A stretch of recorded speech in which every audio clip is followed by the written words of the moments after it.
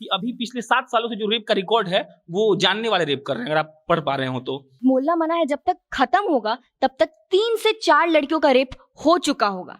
इसमें हम औरतों को इंक्लूड नहीं कर रहे हैं क्योंकि मैरिटल रेप जैसा तो कुछ हमारी सरकार मानती ही नहीं है। अगर घर पे भी आप देखो तो भ्रूण हत्या से ही शुरुआत हो जाती है, एक तरीके से लड़कियों को कम समझने की। चाचा किसी भतीजी का रेप कर देता है ना, तो चाचा उसको ये बोलता है कि घर का बात है, घर में रह जाएगा, क्या दिक्कत है, कहीं बाहर तो नहीं आना पड़ेगा ना। इंडिया उन 36 कंट्रीज में से एक है जिसने मैरिटल रेप को क्रिमिनलाइज नहीं किया है।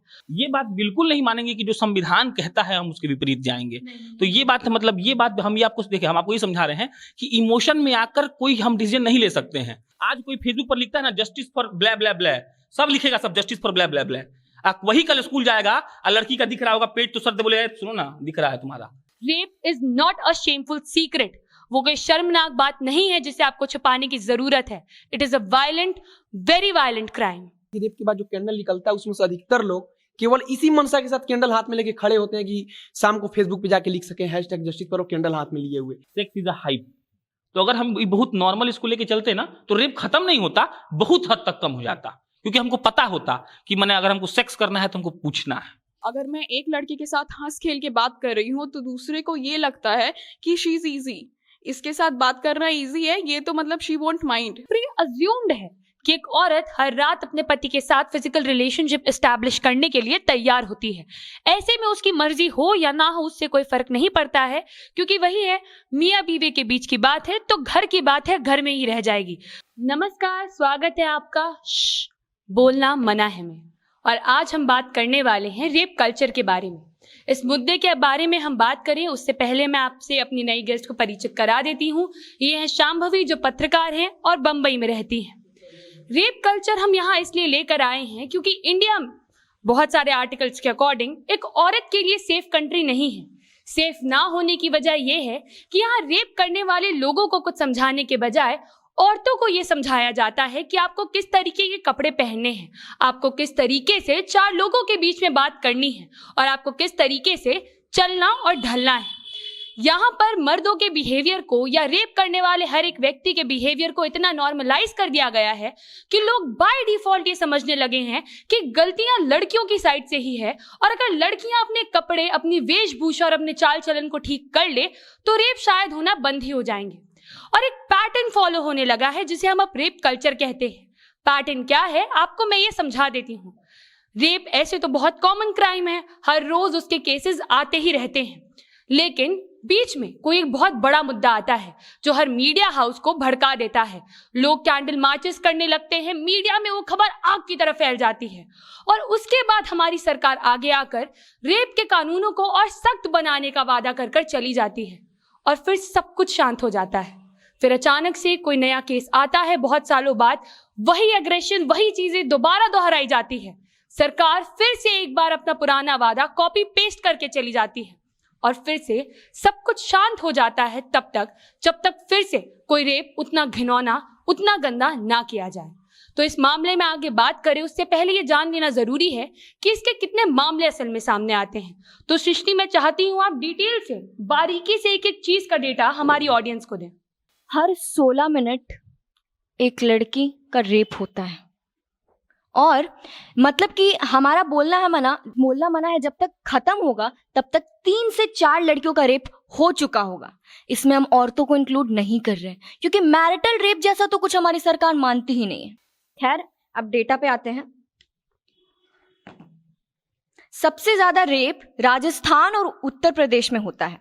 2019 में राजस्थान में 6000 केस रिपोर्ट हुए थे, यूपी में 3065, और अगर पूरे भारत की बात करें तो 2005 में 18,359, 2010 में 22,172, 2011 में 24,206, 2012 में 24,923, 2013 में 33,707, 2014 में 36,765, और 2015 में 34,651, 2016 में 38,947, 2017 में 32,500 केस रिपोर्ट हुए थे, और 2018 में टोटल 47,356 3,78,236 क्राइम अगेंस्ट वुमेन के मामले आए थे 2018 में। 2019 में टोटल रेप 32,033 आए थे। 4,05,861 क्राइम अगेंस्ट वुमेन के आए थे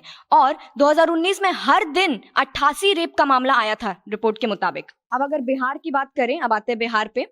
2001 में 746, 2002 में 875, 2003 में 804, 2004 में 1063, 2005 में 973, 2006 में 1083, 2007 में 1122, 2008 में 1041, 2009 में 929, 2010 में 795, 2011 में 934, 2012 में 927, 2013 में 1128, 2014 में 1127, 2015 में 1141, 2016 में 1008, 2017 में 1198, 2018 में 1475, 2019 में 1450 और 2020 में 964। अगर सिर्फ माइनर्स की बात करें तो 14.1 रेप विक्टिम्स होते हैं 16 से ज़्यादा और 18 से कम के। 10.6 होते हैं रेप विक्टिम्स 12 से 16 साल के बीच में, हाँ परसेंटेज, और 2.2 होती है परसेंटेज 6 से 12 के बीच की। पेंडिंग केसेस की बात करें तो वो है 1,33,000 केसेस जो पेंडिंग है भारत में। 1,35,000 फिर से रिपीट कर रहे हैं। और एक चीज लास्ट में ये बोलेंगे कि बहुत सारे रिपोर्ट है जो बहुत सारा रेप का केसेस है जो रिपोर्ट भी नहीं होता है। अब कुछ लोग ये बोलेंगे कि ऐसे तो फॉल्स रेप केस भी होता है। ठीक है, मानते हैं फॉल्स रेप केस रिपोर्ट होता है, लेकिन अगर जो हम डेटा बताए उसमें से एक तो सही होगा, तभी तो हम लोग यहाँ इस चीज पे बात करने के लिए बैठे हैं। और अगर आपको क्या लगता है उस एक रियल वाले को भी मिलता है जस्टिस? नहीं मिलता है, उसको भी नो वन किल जैसिका लाल जैसा बना दिया जाता है। निर्भया की ही बात कर ले, उसका केस बहुत चला था, जस्टिस मिला लेकिन आधा मिला। वो नाबालिग को बोल के छोड़ तो दिया गया ना, क्योंकि रॉड का काम तो उसी का था, लेकिन फिर भी छोड़ तो उसी को दिया गया। मतलब कि अगर होता भी है तो उसको जस्टिस भी नहीं मिलता है। 1 मिनट के लिए आपको ये लगा ना कि सृष्टि नंबर्स कुछ ज्यादा ही बता रही है, डेटा बहुत ज्यादा हो गया। होना ही था, जब रेप इतने होंगे तो मामले उतने बताने ही पड़ेंगे। इसीलिए मैंने सृष्टि को कहा था इस बार डिटेल में डेटा बताने के लिए, ताकि आप समझ पाए और अपने दिमाग में इस चीज़ को रजिस्टर कर पाए कि केसेस आ रहे हैं, और इसीलिए आ रहे हैं क्योंकि हो रहे हैं। दूसरी चीज, सृष्टि जी ने अभी मेंशन किया फॉल्स रेप केसेस के बारे में, तो कमेंट सेक्शन में आगे बढ़ बढ़कर ये मत कहिएगा कि सारे केसेस झूठे होते हैं, क्योंकि फॉल्स रेप केसेस को लेकर हमने एक पूरा का पूरा एपिसोड बनाया था, तो आप जाकर उनकी सच्चाई भी उसमें भली भांति देख सकते हैं। तीसरी बात कि आपने पेंडिंग केसेस के बारे में एक बात कही थी, तो मैं आपको बता देती हूँ कि 2016 के एनसीआरबी डेटा के हिसाब से ट्रायल के लिए जितने केसेस गए थे उनकी संख्या डिस्पोज हुए केसेस से बहुत ज़्यादा थी। अगर आप एग्जैक्ट नंबर्स में इंटरेस्टेड हैं तो मैं आपको बता दूं कि ट्रायल में जितने केसेस गए थे वो थे 33,628, और जितने केसेस में कन्विक्शन हुआ था या जो भी फैसला सुना दिया गया था उनकी संख्या थी 18,792। तो आप खुद इससे समझ सकते हैं कि हमारा जस्टिस सिस्टम इस चीज़ में किस तरीके से काम कर रहा है। आगे चलिए अमन जी, अब आप हमारे दर्शकों को कुछ केसेस ऐसे बताइए जो सुन के वो इस मामले की गंभीरता को समझ पाए। देखिए, आमतौर पर बिहार में या फिर भारत में रेप बहुत ज़्यादा होता है, लेकिन वही मामला लोगों के लिए केस बनता है जिस मामले में क्या होता है कि मीडिया उस पर सवाल उठाती है, या फिर जो एक मास जो पीपुल होते हैं जब इसको लेकर के कैंडल मार्च करते हैं तब जाकर के ये सब मतलब केस बन पाता है। एक मामला है 2019 का, प्रियंका रेड्डी का। कहानी अभी सबको याद होगा क्योंकि 1 साल पहले का बात है, और 1 साल पहले का बात, एग्जैक्ट 1 साल पहले का बात है। यानी कि आज हम 27 नवंबर को इस वीडियो को शूट कर रहे हैं और पिछले साल 27 नवंबर 2019 को ये कांड हुआ था। यानी कि आज पूरा 1 साल इस मामले को हो रहा है। उनकी उम्र थी 27 साल। वो पशु की डॉक्टर थी, जिसको आप इंग्लिश में वेट डॉक्टर कहते हैं। उनका रूटीन डेली का ये था कि वो अपने घर से 30 किलोमीटर क्लिनिक पर जाती थी। उसमें 30 किलोमीटर में आधा रास्ता 15 किलोमीटर वो जाती थी अपने स्कूटी से, और आधा था 15 किलोमीटर वो जाती थी कैब से। तो 15 किलोमीटर पे एक टोल प्लाजा था जिसका ये पड़ता था टुंडुपल्ली, एक जगह है वहाँ पर हैदराबाद में जहाँ पर ये पड़ता था प्लाजा। तो वहाँ पे ये जाके अपना स्कूटी लगाती थी, और स्कूटी लगाने के बाद फिर आधा दूरी के लिए ये कैब लेती थी वहाँ से। तो हुआ ये कि मतलब डेली का ये रूटीन था उनका। तो 27 नवंबर को 2019 में भी वो उनका यही शेड्यूल था। तो वो गई वहाँ पर अपना स्कूटी लगाई। स्कूटी लगाने के बाद उस दिन उनको लेट हो गया, क्योंकि मतलब उनका किसी दूसरे डॉक्टर के साथ मीटिंग चल रहा था, तो लेट हो गया। लेट होने के बाद क्या हुआ कि वो करीब 9:18 पर पहुंचती हैं उस टोल प्लाजा पर अपना स्कूटर लेने के लिए और अपने घर जाने के लिए। तो 9:18 पर जब वो वहाँ पर पहुँचती हैं तो उनको दिखता है कि उनका स्कूटर पंक्चर हो चुका था। हालांकि ये जो स्कूटर पंक्चर हुआ था ये मतलब एक साजिश था, जिससे बाद में इसका पर्दाफाश हुआ था। और फिर क्या होता है कि जब देखती हैं कि उनका स्कूटर पंक्चर है तो 4 लोग आते हैं उनका मदद करने के लिए। मदद करने वाले लोग कहते हैं कि हम आपका स्कूटर पंक्चर जो है उसको हम ठीक करवा कर लाते हैं। वो स्कूटर वहाँ से ले जाते हैं, लेकिन कुछ दूर के बाद मतलब कि वो लोग मतलब लौट के आते हैं और बोलते हैं कि मतलब दुकान बंद हो गया, इसलिए आपका स्कूटर मतलब नहीं हो पाएगा, पंक्चर नहीं बन पाएगा। फिर क्या हुआ कि 9:18 में वो आती हैं प्लाजा पर और 9:22 में वो अपने बहन को फ़ोन करती हैं। वो बताती हैं कि उनका स्कूटी पंक्चर हो गया है और उनको डर लग रहा है, इसलिए बहन उनको कहती है कि आप फ़ोन पर लगे रहिए और लोगों से मदद लीजिए। हालांकि वो बहुत डरी हुई थी और इसलिए शायद उसकी बहन ने कहा था कि आप फ़ोन पर लगे रहिएगा। 9:42 तक उसकी बहन से उसकी बात होती है। वो बोलती रहती है कि उसको डर लग रहा है और उसका फ़ोन कट जाता है 9:42 के बाद, जिसके बाद उसका फ़ोन लगा ही नहीं। फ़ोन नहीं लगने के बाद क्या हुआ कि जब 2 घंटा के बाद फ़ोन नहीं लगा तो उनकी बहन और उनके जो परिवार वाले लोग होते हैं, इनका यहाँ पर मतलब उनका प्रशंसा करना पड़ेगा कि 2 घंटे में वो लोग एक्टिव हो गए। 2 घंटे के बाद वो जाते हैं साइबराबाद पुलिस स्टेशन था, वहाँ जाती हैं, इनकी बहन जाती हैं। तो वहाँ पे क्या होता है कि पुलिस वाले कहते हैं कि ये उनका अधिकार क्षेत्र में है ही नहीं। अब पुलिस वाले इमरजेंसी तो देखते नहीं है, उनको चाहिए कि अपना अधिकार क्षेत्र होना चाहिए। तो वो लोग कहते हैं कि यहाँ पे आपका केस फाइल नहीं होगा, आप जाइए शमशाबाद के थाने में। तो वो लड़की वहाँ पर जाती है। वहाँ पे जाने के बाद क्या होता है कि पुलिस अपने ढंग में रहती है। आमतौर पर यह होता है कि मतलब जब इस प्रकार का जब केस पहुँचता है पुलिस में तो पुलिस को लगता है कि लड़की भाग गई होगी, इसलिए हो सकता है कि वो नहीं आ रही है, फिर उसका फ़ोन नहीं लग रहा है, तो पुलिस अपने चाल ढाल में थी। उसके बाद करीब बहुत देर के बाद पुलिस मतलब उस चीज़ को मटियाते जब मतलब ये लोग बहुत सीरियस हो गए थे तो पुलिस जाती है वहाँ पर, जहाँ पर ये बता रहे थे प्लाजा पे। वहाँ पे जाने के बाद ना स्कूटी मिलता है ना लड़की मिलती है। उसके बाद क्या होता है कि ये लोग परेशान थे, फिर घर चले गए। घर चले जाने के बाद अगले दिन क्या होता है कि एक अंडरपास पर, वहाँ से प्लाजा से कुछ दूर पे था एक अंडरपास, वहाँ पर क्या होता है कि उस लड़की का लाश मिलता है। पूरी तरीके से जला हुआ था, उसको पेट्रोल से जला दिया गया था, 100% उसको जला दिया गया था। और जलाने के बाद क्या हुआ कि जब पुलिस को इस बारे में पता चलता है तो उसके परिवार वहाँ पर पहुँचती है। जिसके बाद क्या होता है कि पुलिस को एक स्कार्फ मिलता है उस लड़की का, और उस लड़की के गले में एक लॉकेट भी था, जिसको देखकर ये पता चलता है कि वो प्रियंका रेड्डी थी। जिसके बाद होता ये है कि फिर जो पुलिस का कार्रवाई होता है, पुलिस अपनी कार्रवाई कर रही थी। इस बीच में होता यह है कि जो मास ऑडियंस है वो इसको लेकर के काफ़ी एक्टिव हो जाता है। उसके बाद क्या होता है कि 4 लोग पकड़े जाते हैं। 4 लोग पकड़े जाते हैं, उसमें से एक ड्राइवर होता है और 3 उसका हेल्पर होता है। उसका उम्र होता है 25 साल के आसपास, और 3 जो उसका हेल्पर था उसका उम्र था 20 साल के आसपास। ये गिरफ्तार होने के बाद ये अपना गुनाह कबूलते हैं और बताते हैं कि ये साजिश था स्कूटर को पंक्चर करने से लेकर के उस लड़की को जलाने तक का। ये पूरा मतलब एक साजिश था जिसके तहत उसका रेप हुआ, फिर उसको जला दिया गया। और फिर जब मतलब लोग इस बात को लेकर काफ़ी गुस्से में आते हैं, मीडिया भी इस चीज़ को बहुत हाईलाइट करती है, तब क्या होता है कि एक पुलिस एनकाउंटर में ये चारों मारे जाते हैं। हालांकि इस एनकाउंटर पर अब देखिए मतलब लोग क्या करते हैं, अब इस एनकाउंटर पर भी सवाल उठा। जब बाकायदा ये हो गया कि उसने कबूल लिया तो इस इनकाउंटर पर सवाल उठा। इसको मतलब इस इनकाउंटर पर जांच भी चला, लेकिन जांच के बाद क्या हुआ इसका अंदाज़ा हमको नहीं है या फिर इसका पता नहीं है। उसके बाद एक केस है दिल्ली का निर्भया का, 16 दिसंबर 2012 का यह मामला है। करीब 8:30 बजे निर्भया, जो उसका दूसरा कुछ नाम था, हालांकि उस वक्त उसका उम्र कम था इसलिए उसका नाम नहीं आउट किया गया मीडिया में। तो 2012 में जब ये लड़की अपने किसी दोस्त के साथ फिल्म देखने गई थी दिल्ली में, तो फिल्म देखकर जब ये लौट रही थी तो रात में बहुत ज़्यादा रात हो चुका था, तो इनको मतलब गाड़ी नहीं मिला। एक इनको बस दिखता है, उस बस में करीब 4 लोग होते हैं। उससे ये लोग मतलब लड़की लोग लिफ्ट मांगती है, ये लड़का और वो लड़की दोनों की लिफ्ट मांगते हैं। लिफ्ट मांगने के बाद जब ये लोग चढ़कर जाते हैं तो समझिए कि रात में 8:30 बजे और 8:30 बजे से 10 बजे के बीच में करीब 1.5 घंटा तक उस बस को एक ही ट्रैफिक से 4-5 बार घुमाया जाता है। और उस बीच में उस लड़की का रेप हो रहा था। उसके शरीर में आयरन रॉड्स डाले जा रहे थे, उसके प्राइवेट पार्ट्स में आयरन रॉड्स डाले जा रहे थे। उसके दोस्त मतलब उसका दोस्त था, उसको बाकायदा मतलब मार के उसको बेहोश कर दिया गया। जब लग गया कि मतलब ये मर गया है, तब उसके बाद उस लड़के का रेप हुआ। उसको भी पूरा मारा गया और मार करके उसका पूरा कपड़ा फाड़ करके उसको फेंक दिया गया, दोनों को, मतलब लड़की को भी लड़का को भी, रोड के बगल में। और 16 दिसंबर का ये केस है 2012 का। उस टाइम समझिए कितना ठंड हुआ मतलब होता होगा, और उस वक्त में इन दोनों को बिना कपड़ा के फेंक दिया गया। जब दिन में कुछ लोग आते हैं या फिर जब मतलब लड़का जो रहता है उसको जब होश आता है तो वो मतलब मांगता है मदद।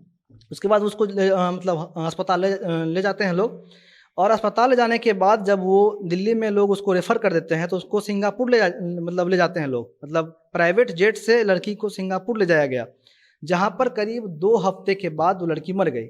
और 2012 में ये मामला होता है और 12 के बाद 2020 में जा करके 19-20 में जा करके जो 4 आरोपी हैं उनको, मतलब 5 आरोपी थे, मतलब इसमें तो पूरे 6 आरोपी थे, एक को नाबालिग कह के छोड़ दिया गया, 5 को जेल में डाला गया और उस 5 में एक ने सुसाइड कर लिया 1 साल के बाद, और जो बाकी बचे 4 थे उसको बचाने के लिए पूरा एक तंत्र लगा हुआ था। और उस तंत्र के बाद 19-20 में जा करके समझिए कि उस चारों को फांसी होता है। और उसके बाद भी मतलब बहुत लोग इस बीच में ये ट्राई करते हैं कि मतलब उसको फांसी ना हो, उसको मतलब जो जितने मतलब लोग पकड़े गए थे 13 में फांसी हो गया था सबको, लेकिन 13 के बाद मानवाधिकार आयोग या फिर बहुत सारे मतलब तंत्र लगे हुए थे इनको बचाने के लिए, जिसके बाद करीब 19-20 में जा कर के इन लोगों को फांसी होती है। वैसे बहुत सारे केस हैं, जैसे एक हाथरस का भी केस है, तो बहुत सारे केस हैं। और जैसे कि बिहार का बात है तो बिहार में हर 6 घंटा पर एक रेप होता है। हम रेप से जुड़े लॉज के बारे में जानें, उसके पहले मैं शांभवी और प्रशांत दोनों से ये चीज़ समझना चाहती हूँ कि ऐसा तो नहीं होता होगा कि कोई सुबह उठकर ये सोचता होगा कि आज मैं रेप करूँगा। ऑब्वियसली कोई पैटर्न होगा इस चीज़ के डेवलप होने के पीछे, कुछ मानसिकता रही होगी, कोई कुछ सीख कर बड़ा हुआ होगा या कुछ एक चीज़ जो फॉलो करता आ रहा होगा। तो आपको क्या लगता है वो क्या चीज़ होती है जो एक इंसान को इतनी घिनौनी हरकत करने पर मजबूर कर देती है?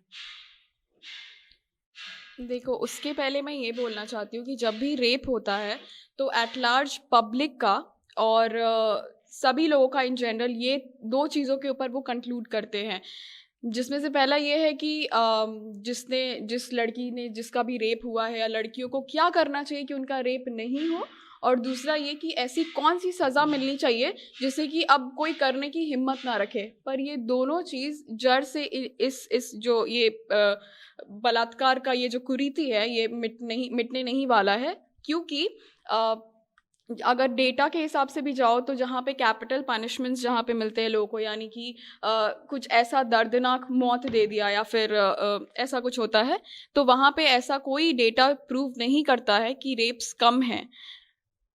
शुरुआत कहाँ से होगी कि लोगों की मानसिकता के ऊपर काम करना होगा। परिवार से शुरू होता है एक तरीके से। वो अगर घर पे भी आप देखो तो भ्रूण हत्या से ही शुरुआत हो जाती है एक तरीके से लड़कियों को कम समझने की। अगर कोई लड़की आवाज़ उठाती है तो सो कॉल्ड जो टैग्स मिल जाते हैं कि ये कैरेक्टरलेस है या फिर इसकी बहुत उड़ रही है या इसके कपड़ों में दोष होगा। तो अगर कपड़ों के ऊपर जाओगे तो फिर तो बुर्खा जो पहनती हैं उनका भी रेप होता है, जो दादी माँ है उनका भी रेप होता है। इनफैक्ट एक बहुत शॉकिंग अमन जी ने जो कहानियाँ बताई उसमें से एक बहुत ही दिल दहला देने वाला था केस, जहाँ पे 84 ईयर्स ओल्ड की एक दादी का रेप किया उसी के पोते ने। तो ये सारी चीज़ें आप कहाँ से मिटाओगे? पनिशमेंट और या ये बात, अगर मुझे कोई कह रहा है कि मुझे ना कराटे सीख लेने चाहिए या फिर लड़कियों को कराटे सीखो, जूडो सिखाओ ताकि अपना सेल्फ डिफेंस कर सको, वो उपाय नहीं है। मैं क्यों इतनी डिफेंसिव लाइफ जीऊँ? मुझे भी हक है ना कि मैं नॉर्मली रोड पे जाऊँ। अभी तेलंगाना में जब ये केस हुआ उसके बाद लोगों ने कहा, जो एडवाइजरी थी पुलिस से उसमें ये था कि लड़कियों को जहाँ भी आप अकेले या सेक्लूडेड प्लेस पे मत जाओ, तुरंत फ़ोन करो। तो ये सारा एडवाइजरी, ये परमानेंट सोल्यूशन नहीं है। अब जो दूसरा पर्सपेक्टिव है कि इतने 4 जो कल्प्रिट्स थे उनको मार दिया गया और एनकाउंटर के ऊपर सवाल इसलिए उठ रहा था क्योंकि ये 4 लोगों को मारने से प्रॉब्लम ख़त्म नहीं होती है। ये तो बस एक टेम्पररी सोल्यूशन है उस गुस्से का।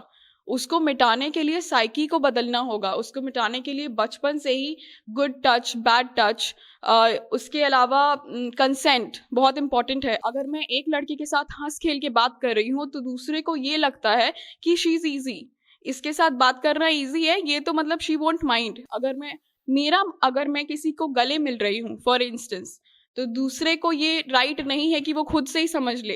तो बेसिकली अजम्पशन जो है लोगों में वो ख़त्म करने की ज़रूरत है। इसके ऊपर जब निर्भया का रेप हुआ था उसके कुछ 5 या 4 साल बाद BBC ने एक डॉक्यूमेंट्री बनाई थी, इंडियाज़ डॉटर, जिसमें सारे कल्प्रिट्स का उन्होंने बाइट्स भी लिया था और उसके बाद इंडिया में उसको बैन कर दिया गया, जबकि विश्व भर में लोग उसको देख सकते हैं। वो इसीलिए था क्योंकि यहाँ पे रेप जो है ना वो एक गाली भी है, और गाली किसके लिए है? लड़की के लिए। और वो जो डॉक्यूमेंट्री थी वो एक देश के इस पूरे हमारे भारत के ऊपर गाली था।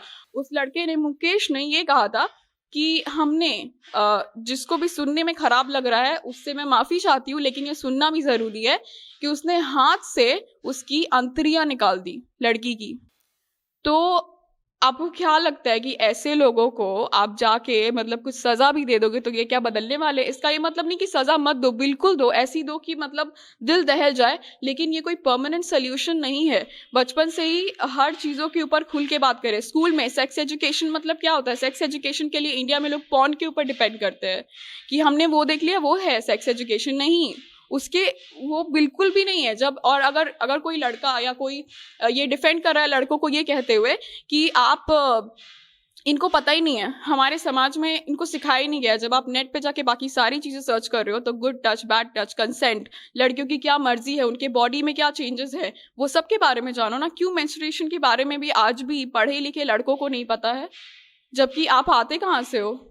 तो ये सारी चीज़ों के ऊपर आई थिंक बेसिक तरीके से बदलाव की बहुत ज़रूरत है, ना कि बस ये दो चीज़ों के ऊपर ध्यान दिया जाए कि लड़कियां क्या कर सकती है और जो कल्प्रिट्स है उनको सज़ा क्या देनी चाहिए। ये मेरा मानना है।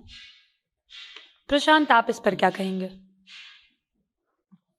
पहला तो यही कि हम लोग यहाँ जो भी बैठता है वो डेटा और इन पर्सपेक्टिव सुन के परेशान है, तो ये अपने आप में एक अलग अनुभूति होता है। दूसरा, मेरे हिसाब से रेप होता है 3 प्रकार का।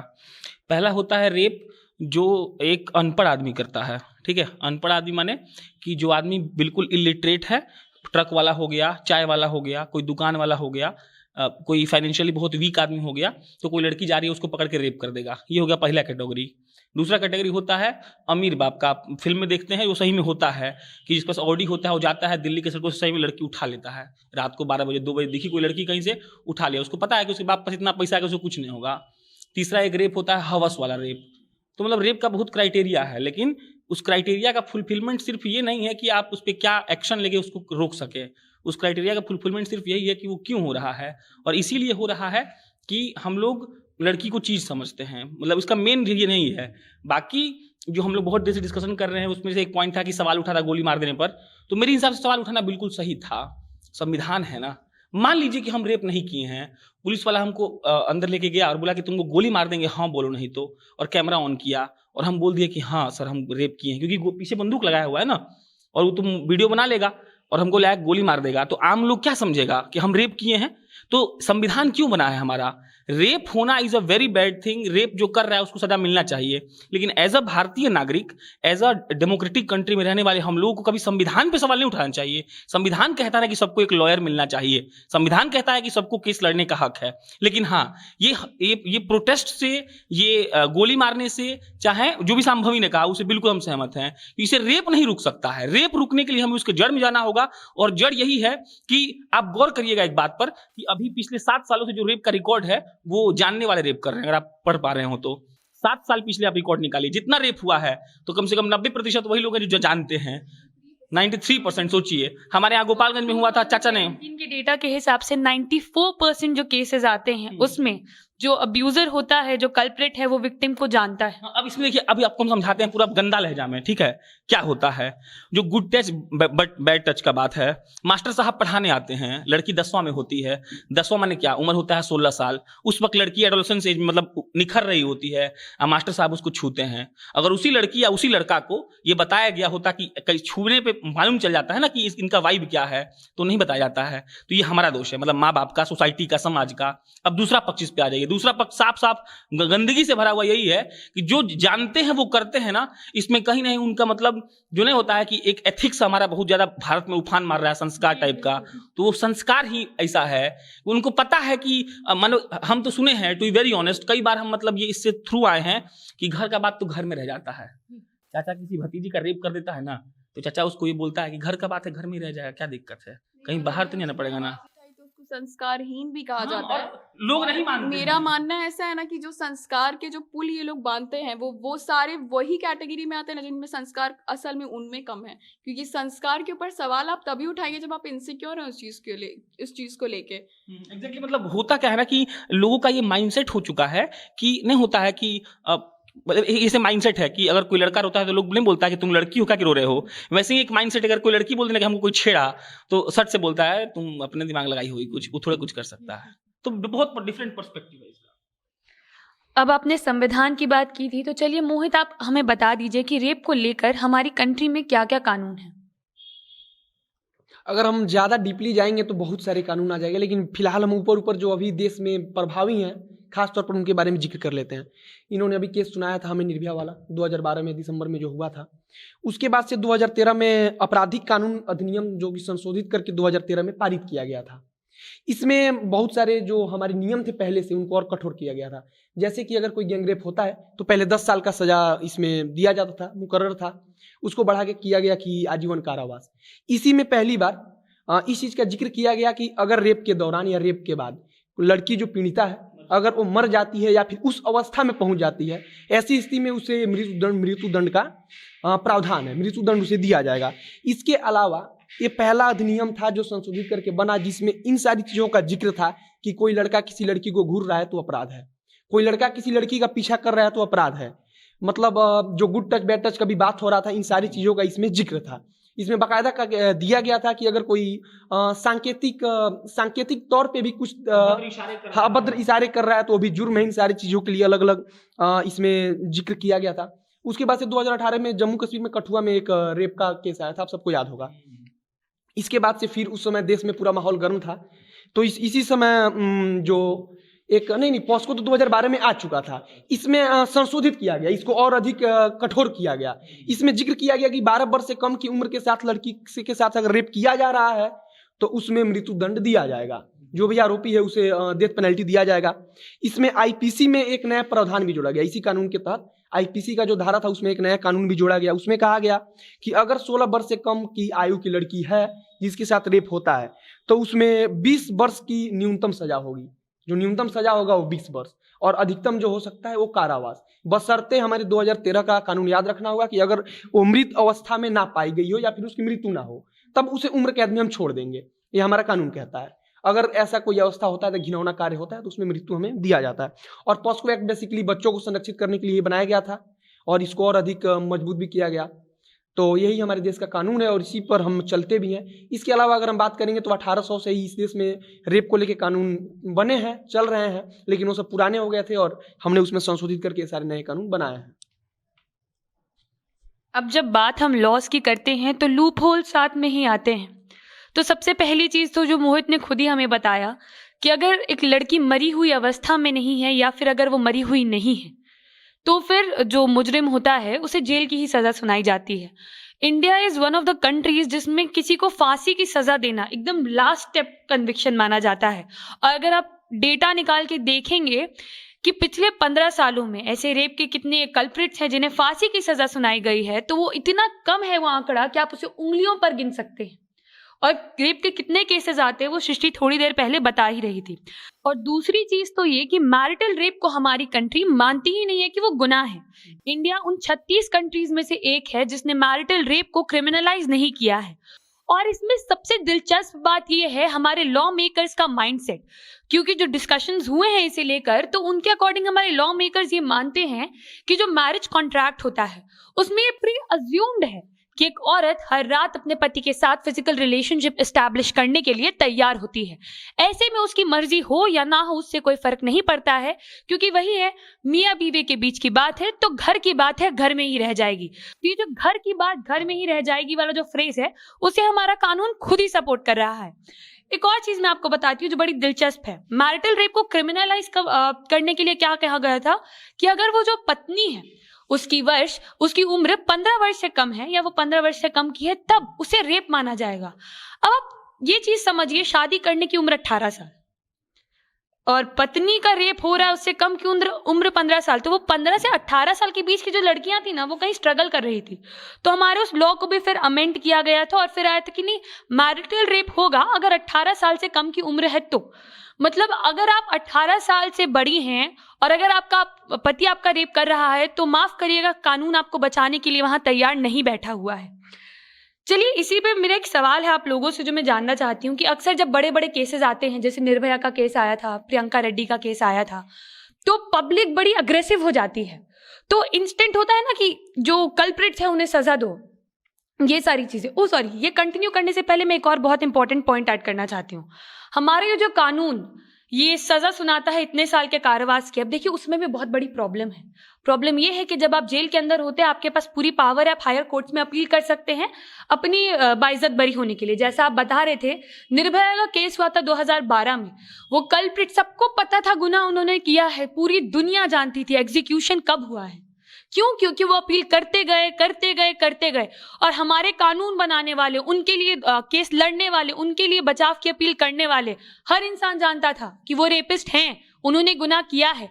लेकिन हमारा लॉ इतना दयावान हो जाता है कभी कभी कि इन लोगों की सहूलियत के लिए उसने अपने आप को अमेंड करके रखा हुआ है। इन लोगों की सहूलियत के लिए उन्हीं को लूप होल्स दिए हुए हैं कि आओ आप अपने आप को बचाओ। और ठीक है, कन्विक्शन हो गया, इतने साल बाद उनको फांसी दे दी गई। एक को तो छोड़ दिया आपने नाबालिग होने के नाम पर, हाँ, जो बालिग हो चुका था जब वो आजाद किया जा रहा था, एग्जैक्टली वो छूट गया है। इंसाफ जिसके लिए आ रहा था उसका क्या हुआ? रेप के डेटा जो आ रहे हैं उनमें क्या फर्क पड़ा?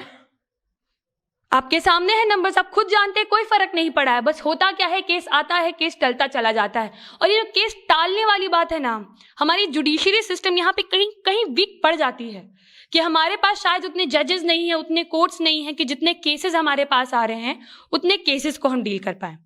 इसी से मैं अपना सवाल कंटिन्यू करती हूँ कि जो अग्रेसिव हो जाती है पब्लिक की, ऐसी सजा सुनाई नहीं चाहिए, वैसी सजा, मॉब लिंचिंग कर देनी चाहिए, बीच सड़क पे फांसी लगा देनी चाहिए, गोली मार देनी चाहिए, इस चीज से आप कितने सहमत है कि ये अगर ऐसा कुछ नियम आ जाता है तो वो कितना सही है कितना नहीं?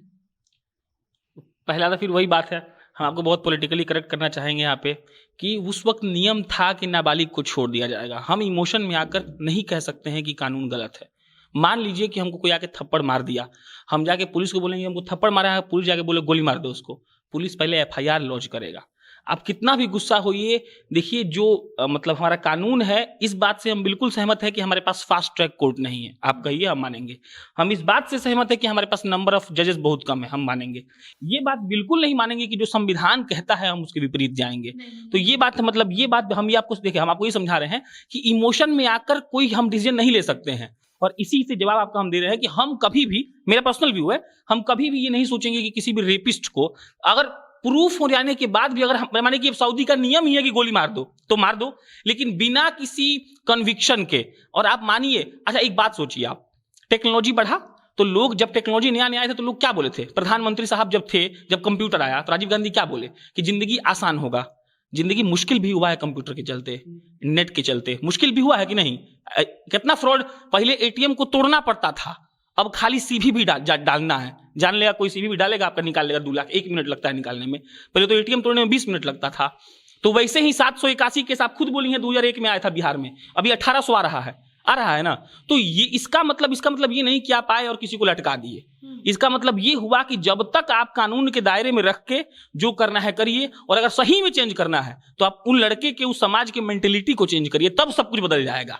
आप किसी भी पर्टिकुलरली ये नहीं बोल सकते क्या इसको गोली ही मार दो, हम आएंगे बोलेंगे ना हम चोरी किए मान दो गोली, ऐसे थोड़ी होता है। आप कानून के तहत जाइए। हाँ, अगर बेसिक सैनिटरी पैड का बात आया था, आज कई लड़कियां जाके गांव में बांटती हैं, तो वो बेसिक चेंज ला रहा है ना। हम यहाँ बैठ के बात करेंगे तो बेसिक चेंज नहीं आएगा। तो बेसिक चेंज अगर हम लोग को लाना है तो हम लोग को कानून से ज्यादा, क्योंकि देखिए लड़कियों का प्रॉब्लम, लड़का का प्रॉब्लम, या कोई भी सोसाइटी का क्या बोले गलत चीज, दहेज, ये कभी कानून खत्म नहीं कर सकता है। अगर हम पढ़े लिखे हैं, हमको 10 लाख लड़की गुजर रही है और हमारा माँ बाप हमको सिखाया है कि तुम उसको घर छोड़ाना या फिर उसकी तरफ देखना ही मत, तभी ये रुकेगा। मेरे हिसाब से हमको ऐसा लगता है। इसका दूसरा पर्सपेक्टिव ये भी है कि जैसे आप कह रहे थे कि लोग मांग करते हैं कि फांसी की सज़ा हो जाए, तो जब फांसी की सज़ा हो जाती है तो बहुत सारे हमारे समाज में ऐसे लोग हैं, बहुत ग्रुप्स में लोग हैं जो मतलब ये कहते हैं कि हमारा समाज सभ्य समाज है और सभ्य समाज में किसी को फांसी देना जायज़ बात नहीं है। यानी कि एक तरफ जहाँ लोग ये कह रहे हैं, मतलब जैसे कि हम बोले कि मतलब उनको इनकाउंटर हो गया उनका, उस पर सवाल उठा, प्रशांत ने उनका मतलब उसके बारे में बताया कि मतलब गलत नहीं था, वो संविधान के तहत नहीं था।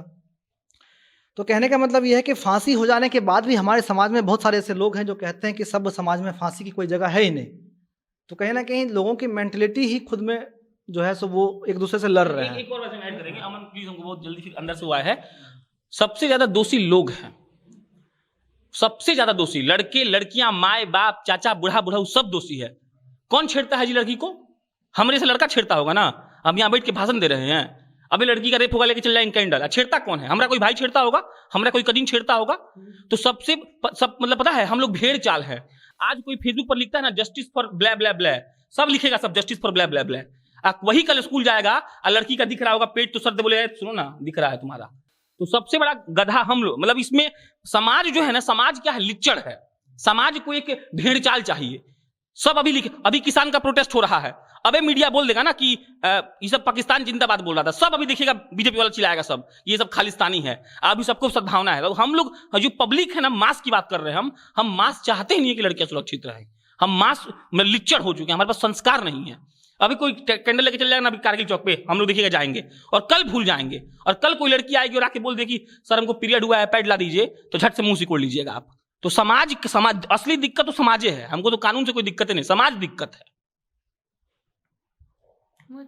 हाँ, अगर कानून की हम बात कर रहे हैं कि फांसी दे देना कोई सॉल्यूशन नहीं है, तो वाकई में कोई सॉल्यूशन नहीं है। इसके लिए मैं एक उदाहरण दे देता हूँ कि चाइना में अगर मेडिकल में प्रूफ हो जाता है, चीन का ऐसा कानून है कि अगर मेडिकल में चेकअप में अगर प्रूफ हो जाता है ये चीज़ कि इसने रेप किया है, तो कोई ट्रायल नहीं, उसे गोली मार दी जाती है, उसे तुरंत वहाँ पे खत्म कर दिया जाता है जो भी आरोपी है। लेकिन यूएस डिपार्टमेंट ऑफ स्टेट का रिपोर्ट है कि 2007 में 31,833 रेप के केस रिपोर्ट किए गए थे चाइना में। हालांकि चाइना में हम सब जानते हैं कि वे डेटा को कितना छुपाता है। चाइना तो कहता है कि कोई ऐसा कि हमारे यहाँ डेटा है ही नहीं, लेकिन यूएस का ये डेटा है कि चाइना में तो तुरंत डेथ पेनल्टी दे दी जाती है जो भी आरोपी होता है, उसके बावजूद रेप नहीं रुक रहा है। तो कहीं ना कहीं सॉल्यूशन ये नहीं है कि उसे फांसी पे चढ़ा दिया जाए या जो भी हो जाए इनकाउंटर कर दिया जाए। कहीं ना कहीं पूरे समाज को बदलना होगा, मेंटालिटी को ही बदलना होगा। मैं इस चीज़ से बिल्कुल अग्री करती हूँ कि सामाजिक तौर पे हमें अपने अंदर बदलाव लाना होगा इस चीज़ को ख़त्म करने के लिए, क्योंकि किसी को गोली मार देना या किसी की पनिशमेंट लेवल को बढ़ा देने से ऑफ कोर्स वो चीज़ ख़त्म नहीं होगी। लेकिन जुडिशरी में भी बहुत हद तक चेंज लाने की बहुत ज़रूरत है। वो शुरुआत होती है तब से जब आपने कहा कि उनका केस ही दर्ज नहीं कर रहे थे। जब आप देख रहे हैं कि पीड़िता किस हालत में, उसके माँ बाप कोई पागल नहीं होगा जो इस हालत में जाके पहले आपके पास FIR कराएगा। तो आप उस चीज़ को कंसिडर करें, ना कि ये करें टाल मटोल कि आप दूसरे जुरिस्डिक्शन में जाओ, ये हमारा तो है नहीं, और फिर आप उसके ऊपर ही सवाल करें। तो ये बिल्कुल सही है कि सामाजिक तौर पर बदलाव लाने की ज़रूरत है ताकि रेप कम हो, क्योंकि इतनी सारी चीज़ों के बाद भी अगर 16 मिनट में एक लड़की का रेप होता है भारत में, तो ये बहुत ही अशोभनीय और निंदाजनक बात है हमारे देश के लिए, हमारे ऊपर एक धब्बा है। लेकिन जुडिशरी में भी बहुत हद तक चेंज लाने की ज़रूरत है। जब आप जाते हैं किसी पीड़िता के साथ, या पीड़िता खुद जाती है, उसके माँ बाप जाते हैं पुलिस स्टेशन में दर्ज कराने FIR, तो वहाँ पे आपको एक्टिव होना पड़ेगा। आप वहाँ पे ये नहीं कह सकते कि आप जाइए दूसरे, ये हमारे क्षेत्र का तो है ही नहीं, हम नहीं रजिस्टर करेंगे। क्योंकि अगर आपको कार्रवाई करनी भी है कि ये कितना सच है कितना झूठ है, लड़की की गलती है या जो भी है, वो आप बाद में करें, पहले दर्ज तो करिए। उस दौरान क्या पता वो मर ही जाए, उसके बाद आप क्या करेंगे? बस डेथ का जो है वो रजिस्टर करेंगे और फिर बहुत तरीके की दलीलें होंगी, कैंडल मार्च होगा, तो उससे कुछ खास होने वाला नहीं है। दूसरा हो गया फास्ट ट्रैक कोर्ट। अगर आपको सबको पता है कि वो जब BBC ने एक डॉक्यूमेंट्री बना ली विद स्टेटमेंट, कन्विक्टेड हैं वो लोग, तो 7 साल क्यों लगे उनको सजा मिलने में? ये भी बहुत बड़ा सवाल है कि जो लड़की तो मर ही गई। और एक और उसमें सबसे क्वेश्चनेबल चीज़ ये है कि बहुत सूत्रों के हिसाब से तो ये भी कहा गया कि निर्भया को वो यहीं से उन्होंने दम तोड़ दिया था। वो बस एक जो लोगों का प्रेशर था उसमें उनको सिंगापुर भेजा गया। वहाँ के कुछ डॉक्टर्स का भी स्टेटमेंट्स है, ऑल्दो उन्होंने अपना नाम नहीं बताया, लेकिन ऐसा भी बोला जा रहा था। तो इन चीज़ों के ऊपर बहुत ज़्यादा हमारे जुडिशरी को भी ध्यान देने की ज़रूरत है कि आप फास्ट ट्रैक कोर्ट्स लाइए। जब कन्विक्टेड है तो इतने सालों के, और उसमें लूप होल्स तो बिल्कुल मुझे लगते हैं कि अगर कन्विक्टेड है तो आप उनको ये भी प्रावधान दे रहे हो कि प्रेसिडेंट के पास वो अपनी मर्सी प्ली दे सकते हैं। बहुत आपने 1-2 कर दिया ठीक है, पर 6-7 मर्सी प्ली देने का ये बहुत ही मतलब टॉर्चर हो गया जिनके घर परिवार में ये चीज़ हो रहा है उनके लिए। तो सामाजिक तौर पर बिल्कुल बदलिए, लेकिन जुडिशरी में भी बहुत सारी चीज़ों को अपलिफ्ट करने से मुझे लगता है कि हालात थोड़े बेहतर हो सकते हैं। अब हम इस वीडियो के अंत में पहुंच चुके हैं और मैं हर बार की तरह सबसे उनके क्लोजिंग स्टेटमेंट्स लेने वाली हूं। अपने क्लोजिंग स्टेटमेंट में मैं करुणा जी हैं जो सुप्रीम कोर्ट में एडवोकेट रह चुकी हैं, उनका एक सेंटेंस आपके लिए रीड करके बताने वाली हूं कि हमारा जो गवर्नमेंट है और जो सॉल्यूशंस हमें मिलते हैं बड़े बड़े केसेस के बाद, उनकी असलियत क्या होती है। The death penalty is an easy political candy to hand out to angry and upset citizens, but it is much harder to work on justice systems that guarantee swift and certain punishment for sexual assault or limit the violent patriarchies that cause rape in the first place. इसका मतलब ये है कि मौत की सजा सुना देना एक टॉफी देने के बराबर है उन गुस्से वाले सिटीजन्स को, लेकिन असलियत में काम करना उस लेवल पे कि ये रेप के केसेस आने ही कम हो जाए, हमारी जुडिशरी इतनी स्ट्रांग हो जाए कि ऐसे रेप्स को जल्दी कन्विक्ट किया जा सके जिसमें इतने साल ना लगे, वो बहुत दूर है क्योंकि वो चीज़ें सच में नहीं हो रही है। बाकी शांभवी हर चीज़ कह ही चुकी हैं कि हमें फास्ट ट्रैक कोर्ट्स की ज़रूरत है, एक स्पेशल यूनिट की ज़रूरत है, ऑफिसर्स की जो स्पेशली रेप के केसेस को ही डील करे, ऐसे कोर्ट्स की ज़रूरत है। और अगर ये मुमकिन हो तो यह कराया जाए कि जो भी रेप के विक्टिम्स आते हैं उनके लिए डॉक्टर्स, फॉरेंसिक एक्सपर्ट्स और साथ में साइकियाट्रिस्ट को भी अवेलेबल कराया जाए जो उन्हें भरोसा दिला सके कि उम्मीद खत्म नहीं होती है जीने की, उसके बाद जिंदगी खत्म नहीं होती है। और जुडिशरी सिस्टम हमें अपने ऊपर इतना भरोसा दिलाए कि हर साल जितने केसेस अनरिपोर्टेड रह जाते हैं वो आगे बढ़ बढ़कर आके अपने केसेस रिपोर्ट करें, इस भरोसे से कि हमें न्याय जरूर मिलेगा। और सबसे अंत में मैं बस एक ही चीज कहना चाहती हूँ, rape is not a shameful secret. वो कोई शर्मनाक बात नहीं है जिसे आपको छुपाने की जरूरत है। It is a violent, very violent crime. जहाँ तक फास्ट ट्रैक कोर्ट का बात हो रहा था तो मैं आपको बता दूं कि 2012 में जब निर्भया का रेप हुआ था और जब वो मर गई थी तो 13 में सभी को फास्ट ट्रैक कोर्ट फांसी की सज़ा सुना चुकी थी, लेकिन फास्ट ट्रैक कोर्ट के बावजूद भी उनका अपील होता रहा। पता नहीं मतलब इस केस के बीच में लगा कि मतलब कितना नया नियम बन के आ गया, कितना मतलब कहाँ से कौन सा तोड़ लाया गया, मतलब उनको बचाने का प्रयास किया गया। और जितना भी जहाँ तक कि रेप की बात है तो सबसे पहले समाज को सुधरना पड़ेगा, लोगों को अपने बच्चों को एजुकेशन देना पड़ेगा, सेक्स एजुकेशन की जो बात कर रही थी वो करना पड़ेगा। और सरकार का आंख नहीं खुल सकता है। आज 75 साल हो गया हम लोग बात करते हैं कि सड़क का, बिजली का, पानी का, उसी 75 साल में कितना रेप का केस शुरू से आज तक बढ़ गया, लेकिन सरकार अपना कानून को उसमें सुधार करती रही, लेकिन बाकायदा उसके बाद भी आज तक रेप का केस जो है सो वो बढ़ ही रहा है, वो ख़त्म नहीं हो रहा है। और आप ये रखिए कि हर साल करीब 40,000 रेप होता है और 40,000 रेप में हर दिन 106 रेप होता है और 10 रेप में से 4 केस ऐसा होता है जिसमें जो छोटी बच्चियां होती है उसका शिकार होती है और इसका कन्विक्शन रेट है मात्र 25%। यानी कि 40,000 रेप जहां हो रहा है तो वहां मात्र 10,000 को सज़ा मिल रहा है, वो भी बाद में बच रहा है, उसको फांसी मिल रहा है, क्या हो रहा है वो पता नहीं चलता है। और 10,000 के बाद जो 30,000 बच जा रहा है वो 30,000 खुला छुट्टा घूम रहा है। और इन सब की वजह से क्या होता है कि लोग साजिश के तहत, जैसे कि प्रियंका रेड्डी का मामला था, साजिश के तहत ये लोग एक प्लान बनाते हैं और प्लान के तहत मतलब ये लोग बाकायदा रेप करते हैं और सिस्टम को खुला चैलेंज करते हैं। और सिस्टम हमारी कहीं ना कहीं इसमें फेल है उनको सज़ा दिलाने में। और हमारी जो समाज है और समाज के जो समाज के जो लोग हैं उनकी मानसिकता 2 है। अगर आज किसी के लिए कोई आवाज़ उठा रहा है तो हम लोग खड़े हो जाते हैं पीछे में। हम लोग को उसमें भी क्या होता है कि किसी एक आदमी को आगे जाने के लिए उतना वो होना, स्ट्रांग होना पड़ता है, तभी हम जाके पीछे खड़ा होते हैं। हम पर्सनली पीछे किसी का जाके खड़ा नहीं होते हैं, हम देखते हैं अगर कोई खड़ा है तो हम भी जाके पीछे में खड़ा हो जाते हैं कैंडल लेकर के। लेकिन हर आदमी मतलब यही है कि अगर आज मतलब उस पर कुछ बवाल हो रहा है तो हम जाके साथ दे दिए, लेकिन कल वही जब छोटा स्तर पे हुआ या फिर जब वो मामला हाईलाइट नहीं हुआ तो हम लोग चुप रहते हैं। तो हम लोग जो समाज में है उनकी दोहरी मानसिकता है। और जहाँ तक समाज जब तक नहीं सुधरेगा, जब तक बच्चों को ये सिखाया नहीं जाएगा कि जिस तरह से ये सब समाज चल रहा है उस सब समाज में रेप का, जैसे कि लोग कहते हैं कि फांसी का कोई स्थान नहीं है, उसी प्रकार रेप का भी कोई स्थान नहीं है। ये बच्चों को समझाना पड़ेगा। मैं यही कहना चाहूँगा कि जो कैंडल निकलता है, आजकल सोशल मीडिया का जमाना है, हमें तो लगता है कि रेप के बाद जो कैंडल निकलता है उसमें से अधिकतर लोग केवल इसी मनसा के साथ कैंडल हाथ में लेके खड़े होते हैं कि शाम को फेसबुक पे जाके लिख सकें #जस्टिस पर कैंडल हाथ में लिए हुए। मतलब वो लोगों को मतलब हाँ, मतलब व्यूअरशिप दिखती है। हाँ, मतलब वो दिखा सके कि हाँ हम भी इस भीड़ के हिस्सा थे, जबकि वो खुद ईव टीजिंग का पार्ट होते हैं। हाँ सही बात है, सही बात है। और कानून का बात हो रहा है तो पोलैंड में एक कानून था जिसमें सुअरों से कटवा के मरवा दिया जाता था। रेप के केसेस नहीं घटे, रेप के केस बढ़ रहे थे लगातार। इसके बाद से पोलैंड में नया कानून लाया गया कि नपुंसक बना दिया जाएगा। तो मतलब कहीं ना कहीं जो हमारा कानून है या फिर किसी भी देश का कानून है, ये इसका सोल्यूशन नहीं हो सकता है कि रेप रुक जाएगा। कहीं ना कहीं बचपन से ही हमें हमारे क्लासेस में बचपन जब शुरू होता है, लड़का जब बड़ा होता है, उसी समय से हमारे पाठ्यक्रम में इस चीज़ को शामिल करना होगा कि कैसे क्या बदलाव होते हैं शरीर में, गुड टच बैड टच जिसका भी जिक्र हो रहा था, इन सारी चीज़ों को हमें बखूबी पाठ्यक्रम में शामिल करना होगा।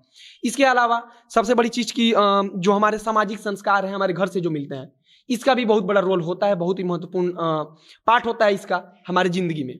तो इसीलिए इन सारी चीज़ों से ही हमें लगता है कि रेप रुक सकता है, ना कि कानून को और स्ट्रिक्ट बनाने से। और दूसरी बात कि अगर हमारा कानून ढीला है कि तो जजेस की संख्या कम है, हम केसेस पे जल्दी सुनवाई नहीं हो पाती है, तो कहीं ना कहीं इसके लिए सरकार जिम्मेदार है, क्योंकि जजेस नहीं बढ़ते हैं, जजेस की बहाली नहीं होती है, सरकार नहीं करती है। इसके लिए मुझे याद है कि सुप्रीम कोर्ट ने केंद्र सरकार को नोटिस देके बाकायदा पूछा था एक बार कि आप क्या चाहते हैं कि सुप्रीम कोर्ट बंद हो जाए। नोटिस में साफ तौर पे पूछा गया कि सुप्रीम कोर्ट की तरफ से, केंद्र की मोदी सरकार ही थी उस समय, अभी साल भर पहले की शायद बात है, उसने कहा था कि आप क्या चाहते हैं कि सर्वोच्च न्यायालय बंद हो जाए, न्यायपालिका देश की रुक जाए, क्योंकि जजेस की संख्या इतनी कम होती जा रही है, बहाली नहीं हो रहे हैं। इसी कारण सर्वोच्च न्यायालय को यह सब कहना पड़ा। तो सरकार को कहीं ना कहीं इस चीज पे मुख्य तौर पर ध्यान देने की जरूरत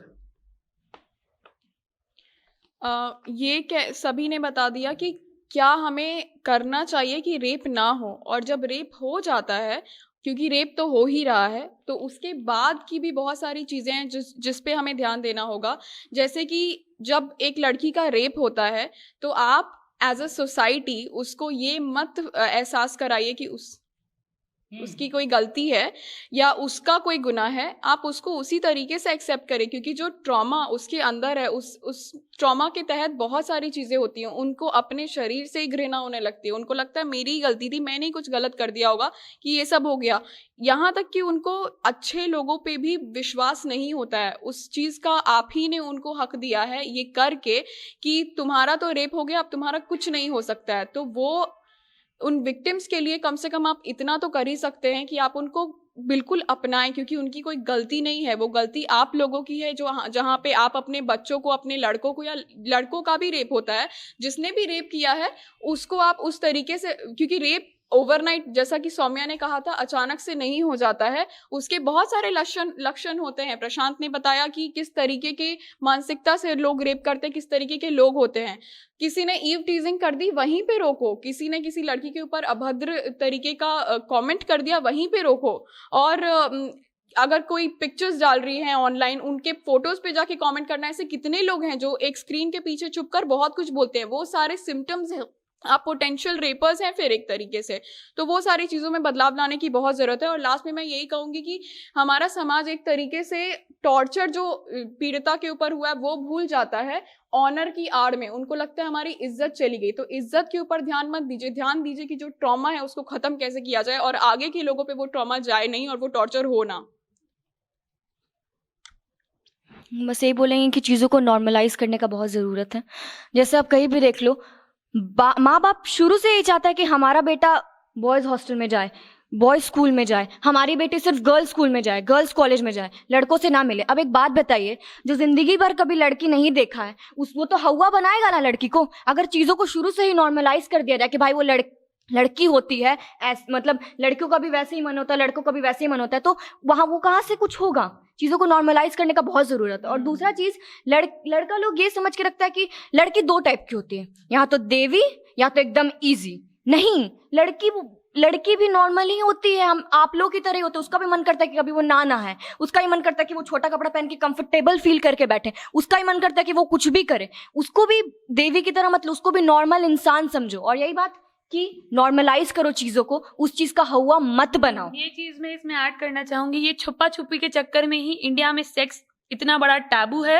और आप एक बार जाके हमारा पॉपुलेशन चार्ट देख लीजिए, आपको समझ में आ जाएगा चीज़ें कैसी होती है कैसी नहीं होती है।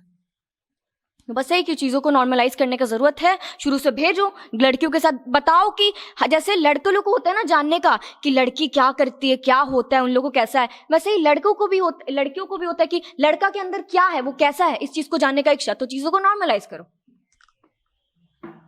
और सृष्टि जो मतलब जो आगे नहीं बढ़ पाई, हम आगे बढ़ जाते हैं क्योंकि सब लोग अपना अलग अलग कमेंट दे दिए हैं और सब लॉजिकल भी था। तो संभोग एक हाइप नहीं है, सबसे ज़्यादा रेप इसी चलते होता है हमको लगता है। माने कि चाहे वो आदमी जानता हो, परिवार जो बोले कि जो एक दूसरे को जानता वाला रेप हो, या फिर संभोग एक हाइप होता है, इसीलिए एक हाइप होता है ना। अगर मान लीजिए कि संभोग हाइप नहीं होता, लोग पकड़ के रोड पे रेप करते सबके सामने, लोग पकड़ के खेत में ले जाते हैं सुनसान जगह पे। क्यों? क्योंकि हमारे मतलब भारत के अधिकतर पार्ट्स में सेक्स इज अ हाइप। तो अगर हम बहुत नॉर्मल इसको लेके चलते ना तो रेप खत्म नहीं होता, बहुत हद तक कम हो जाता, क्योंकि हमको पता होता कि मैंने अगर हमको सेक्स करना है तो हमको पूछना है, हमको ये नहीं पता है। तो मतलब सारे कमेंट्स के बाद, और गवर्नमेंट इसके लिए 50% रिस्पॉन्सिबल है और लोग 50% रिस्पॉन्सिबल है। हम फिर बोल रहे हैं लोग, रेपिस्ट से ज्यादा लोग हैं, क्योंकि लोग को ये आदत हो गया है सुनने का, रोज अखबार में पढ़ने का कि रेप हो गया। और हम फिर बोल रहे हैं निर्भया के बाद और प्रियंका रेड्डी के बीच में कितना रेप हुआ होगा? 2012 से लेकर 2020 में आज चुका 32, माने 3,20,000 रेप हुआ होगा 2012 से लेकर 2020 तक। तो निर्भया के बाद फेमस कौन हुई? प्रियंका रेड्डी। एक पत्रकार के नाते लोग व्यूअरशिप पे जाते हैं, तो प्रियंका रेड्डी हमको खूब व्यू दी थी। उस दिन हमको समझ में आया था ये बात कि 8 साल में 3,20,000 रेप हुआ होगा, और हम खबर कर रहे हैं निर्भया के बाद प्रियंका रेड्डी का। इसीलिए क्योंकि हमको वही है, हमको भीड़ चाल में आना है। तो अगर एक रेप का खबर पढ़ते हो ना तो घर के बाहर निकल कर बैठ जाए सब लोग पूरा भारत में, कहीं नहीं जाना है, कोई गांधी मैदान, कोई रामलीला मैदान नहीं है, घर के निकल बाहर निकल बैठ जाओ, तुम देखना रेप होना बंद हो जाएगा। तो we are responsible for that, और हमको मेंटलिटी चेंज करना पड़ेगा। अब हम इस सेगमेंट को ख़त्म कर रहे हैं, और अगर आपको लगता है कि ऐसे और कोई मुद्दे हैं जिन्हें इस टेबल पर लाने की ज़रूरत है, तो आप Facebook comments, Instagram messages, Twitter, किसी भी तरीके से हम तक अपनी बात पहुंचा सकते हैं। क्योंकि मैं आपसे ये हमेशा कहती हूँ कि कोई और सुने ना सुने, जनता जंक्शन की टीम आपकी बात ज़रूर सुनेगी। अगले हफ्ते फिर मिलते हैं ऐसे ही एक मुद्दे के साथ। तब तक मैं हूँ सौम्या राठी, कैमरे के पीछे बैठे हैं पप्पू सिंह, और आप देख रहे हैं बोलना मना है।